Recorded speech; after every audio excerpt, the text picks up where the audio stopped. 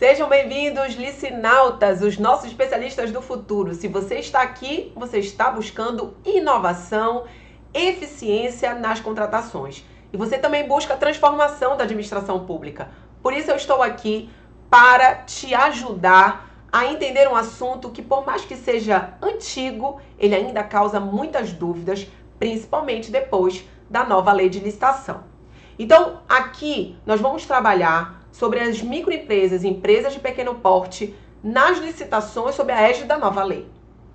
É importante ter uma sequência aqui de entendimentos para que a gente culmine nessas alterações, nessas modificações. Será que a nova lei de licitação, ela de fato alterou em algo os benefícios das MEs e EPPs? Realmente ela mudou em relação ao tratamento diferenciado, esse tratamento jurídico? Calma que a gente vai ficar aqui nesse curso até o final e você vai entender de uma vez por todas a participação das MEs e EPPs nas licitações. Então vamos lá. Iniciamos aqui com o material e que você precisa também prestar atenção e anotar, certo? Então, o combinado é que a gente preste atenção no nosso material, mas ao mesmo tempo anote todas as partes importantes que eu vou comentar aqui com vocês. Então, aqui é o nosso tema, tudo sobre as MEs e EPPs na nova lei de licitação. Eu serei a sua professora e serei a sua mentora também para transformar a administração pública. Então, vamos lá, licinautas? Se você quer me conhecer um pouco mais, é só apontar a câmera do QR Code e você terá acesso às minhas redes sociais, o meu LinkedIn, tudo para me conhecer, para que a gente fique mais íntimo ainda, né, mais parceiro ainda depois desse curso. Então vamos lá.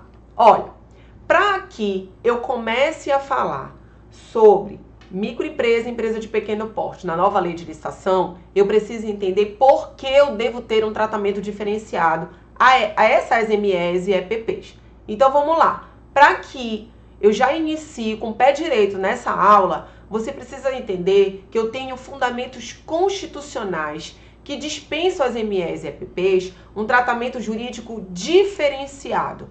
Ora, esse tratamento jurídico diferenciado, pessoal, não é só em relação às contratações públicas. Aqui, a Constituição Federal foi muito clara, lá no seu artigo 170, 179, quando explicou que esse tratamento jurídico diferenciado serve para incentivar a simplificação das obrigações administrativas, das obrigações tributárias, das previdenciárias, inclusive em relação às próprias contratações públicas. Ora, há uma importância econômica e social dos pequenos negócios em todo o mundo. Então, aqui eu tenho uma perspectiva, um parâmetro só para vocês entenderem, no Brasil, esses empreendedores, ou seja, aqueles que estão dentro da categoria de ME e EPP e os equiparados também, a gente vai aprender em relação a isso, representam 99% das companhias brasileiras e respondem pelo menos a 30% do PIB nacional. Nesse cenário global, nós temos que esse segmento ele responde por 90% dos negócios do mercado e nós temos também uma perspectiva de que mais de 60% dos postos de trabalho também fazem parte, estão ali sendo gerenciados por esses pequenos negócios. Então a gente já viu que, mais do que nunca, esses números demonstram que há um fortalecimento desses pequenos negócios é necessário. Para quê? Para distribuir melhor a renda, para ajudar a combater a pobreza, para criar mais postos de trabalho, né? E, de certa forma, salvaguardar a inclusão de trabalhadores pobres, de mulheres, de jovens, porque são esses pequenos negócios que vão absorver esse tipo de mão de obra. Então, não é à toa que a Constituição Federal, a nossa Constituição de 88, previu esse tratamento jurídico diferenciado.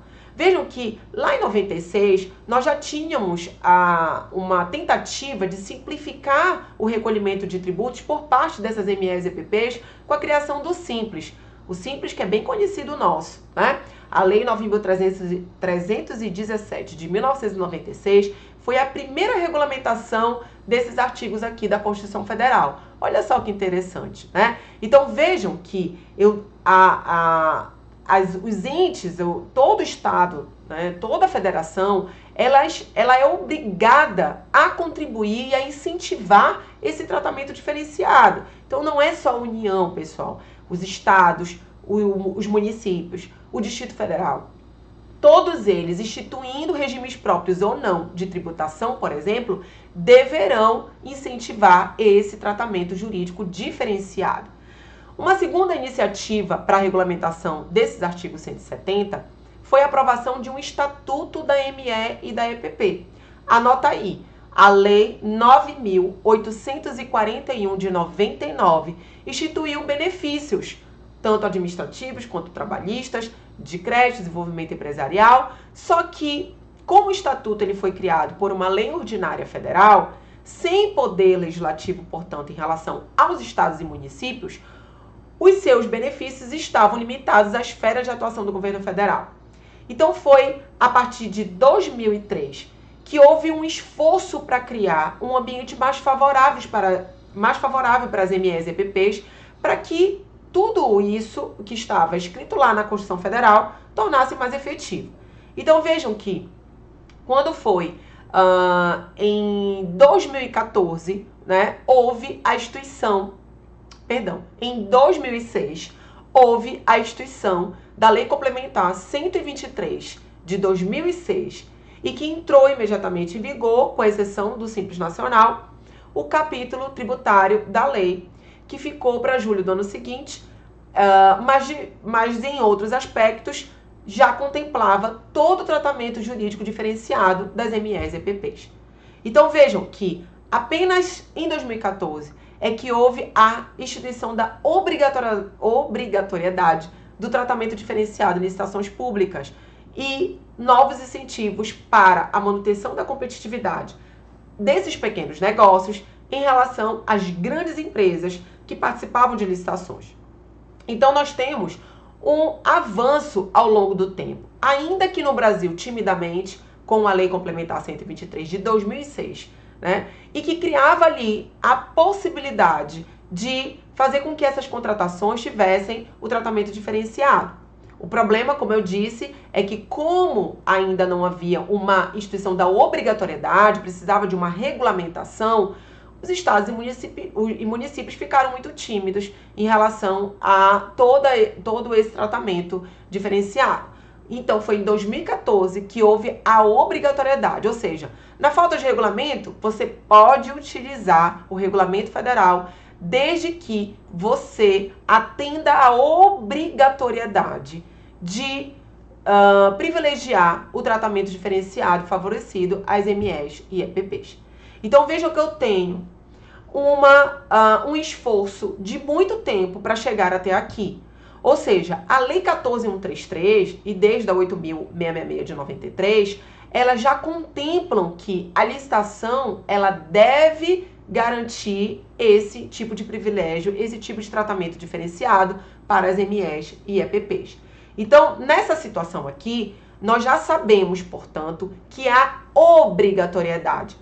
A Lei Complementar 123, ela vai abrir algumas exceções em relação a essa obrigatoriedade, mas vocês vão ver que na prática é quase impossível, vamos dizer assim, que diante de todos os critérios de uma contratação pública, eu afaste esse tratamento diferenciado, né? Eu digo isso porque a maioria aqui licitada em relação aos órgãos públicos é de serviços, de bens comuns, de natureza divisível. Então a gente vai aprender daqui por diante quem são essas MEs e EPPs que deverão ter esse tratamento diferenciado e favorecido, porque a lei ela foi se alterando e houve a inserção de outras pessoas e que essas pessoas foram se equiparando às MEs e EPPs, tá? Mas a gente vai aprender quem são essas pessoas na nossa próxima aula. O fato é que vocês precisam entender